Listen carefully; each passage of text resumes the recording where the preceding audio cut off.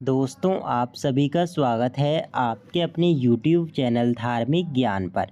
आज की इस वीडियो में हम आप सभी के लिए बताने जा रहे हैं श्रीमद् भगवत गीता के 15वें अध्याय का महात्म्य। श्री महादेव जी कहते हैं, हे पार्वती, अब गीता के 15वें अध्याय का महात्म्य सुनो। गौड़ देश में कृपाण नरसिंह नामक एक राजा थे, जिनकी तलवार की धार से युद्ध में देवता भी परास्त हो जाते थे।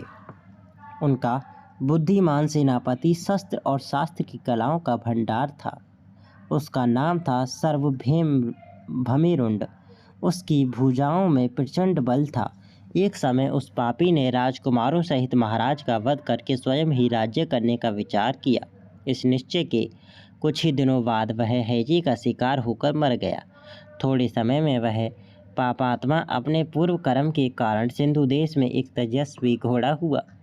उसका पेट सटा हुआ था। घोड़े के लक्षणों का ठीक ठीक ज्ञान रखने वाले किसी वैश्य के पुत्र ने बहुत सा मूल्य देकर उस अश्व को यानी कि घोड़े को खरीद लिया और यत्न के साथ उसे राजधानी तक ले आया। वैश्य कुमार वह अश्व राजा को देने को लाया था।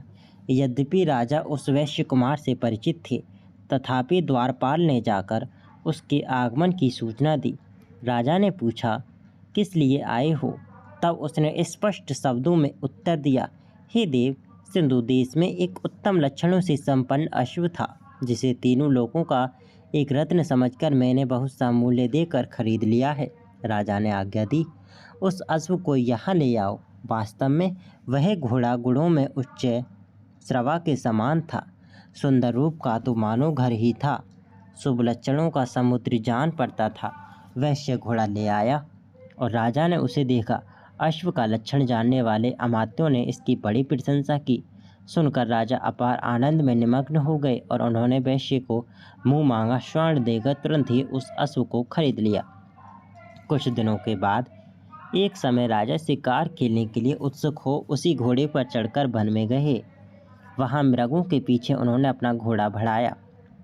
पीछे पीछे सब ओर से दौड़कर आते हुए समस्त सैनिकों का साथ छूट गया।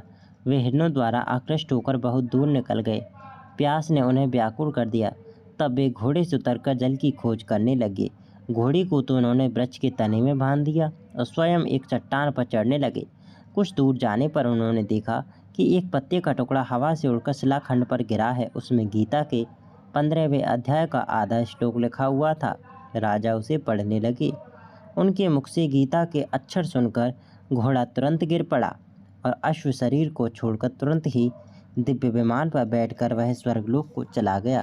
तत्पश्चात राजा ने पहाड़ पर चढ़कर एक उत्तम आश्रम देखा, जहाँ नाग, केसर, केले, आम और नारियल के वृक्ष लहरा रहे थे। आश्रम के भीतर एक ब्राह्मण बैठे हुए थे, जो संसार की वासनाओं से मुक्त थे। राजा ने उन्हें प्रणाम करके बड़ी भक्ति के साथ पूछा, हे ब्राह्मण, मेरा अश्व अभी अभी स्वर्गलोक को चला गया है, उसमें क्या कारण है? राजा की बात सुनकर त्रिकालदर्शी मंत्रवेत्ता और महापुरुषों में श्रेष्ठ विष्णु शर्मा नामक ब्राह्मण ने कहा, हे राजन, पूर्व काल में तुम्हारे यहाँ जो सर्वमेरुंड नामक सेनापति था, वह तुम्हें पुत्रों सहित मारकर स्वयं राज्य हड़प लेने को तैयार था। इसी बीच में हैजे का शिकार होकर वह मृत्यु को प्राप्त हो गया। उसके बाद वह उसी पाप से घोड़ा हुआ था। यहाँ कहीं गीता के 15वें अध्याय का आधा श्लोक लिखा मिल गया था। उसे ही तुम बाँचने लगे। उसी को तुम्हारे मुख से सुनकर वह अश्व स्वर्ग को प्राप्त हुआ। तदंतर राजा के पार्श्ववर्ती सैनिक उन्हें ढूंढते हुए वहाँ आ पहुँचे।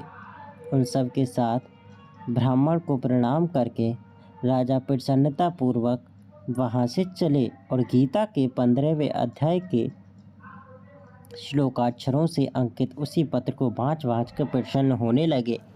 उनके नेत्र हर्ष से खिल उठे थे। घर आकर उन्होंने मंत्रवेत्ता मंत्रियों के साथ अपने पुत्र सिंहबल को राज्य सिंहासन पर अभिषिक्त किया और स्वयं 15वें अध्याय के जप से विशुद्ध चित्त होकर मोक्ष प्राप्त कर लिया। दोस्तों, आशा करते हैं कि आपको यह वीडियो पसंद आई होगी। अगर आपको यह वीडियो पसंद आई हो तो आप हमारे YouTube चैनल धार्मिक ज्ञान को सब्सक्राइब कर सकते हैं और इस वीडियो को लाइक कर सकते हैं। चलिए दोस्तों, मिलते हैं फिर किसी नेक्स्ट वीडियो में।